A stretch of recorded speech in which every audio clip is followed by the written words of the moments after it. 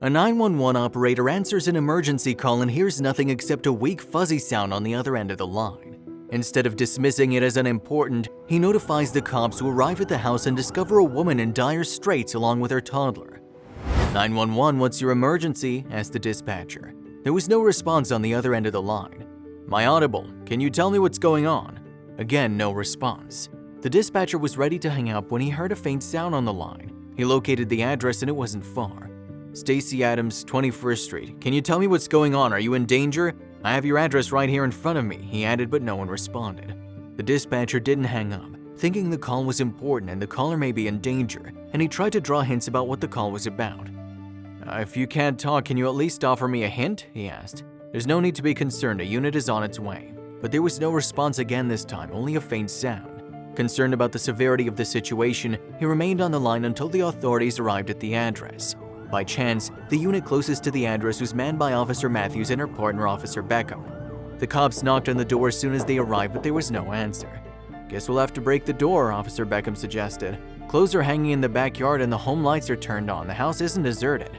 All right then, Officer Matthews nodded and the two officers broke open the door. Hello, is anyone home? Officer Matthews called out as they entered, and suddenly they heard a sound from the upstairs room. Stay alert, someone's there. The two officers carefully ascended the stairs to the upstairs room, where they discovered a toddler playing with a phone in his hands. Jesus, a kid? They gently entered the room looking for an intruder and received the shock of their lives when they got closer to the crib. A woman was lying unconscious on the floor and the child was beside her playing with her phone. She's alive, Officer Matthews said, checking her pulse. Call the ambulance. After calling the paramedics, Officer Beckham scooped the toddler in his arms while Officer Matthews tried to stir the woman up. She got some water from the kitchen, then made her lie down on the bed and splashed some water on her face. Ma'am, are you okay? She asked as she saw the woman's eyes move a little.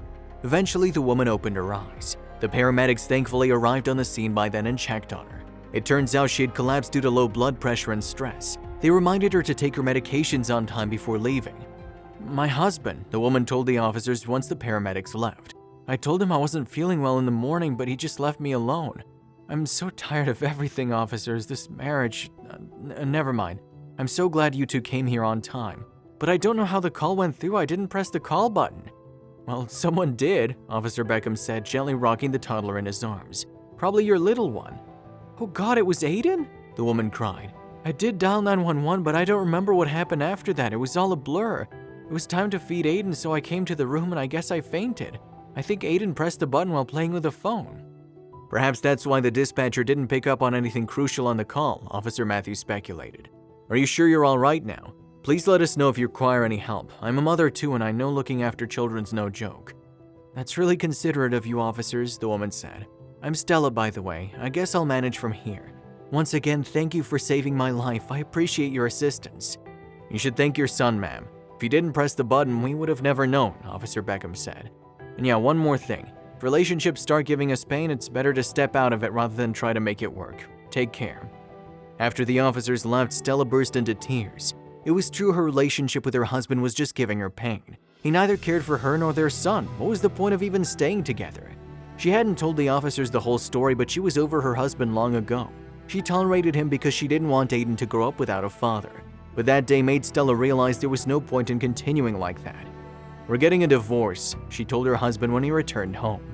He was still buzzed from the party with his buddies and he didn't take Stella seriously. Come on, babe.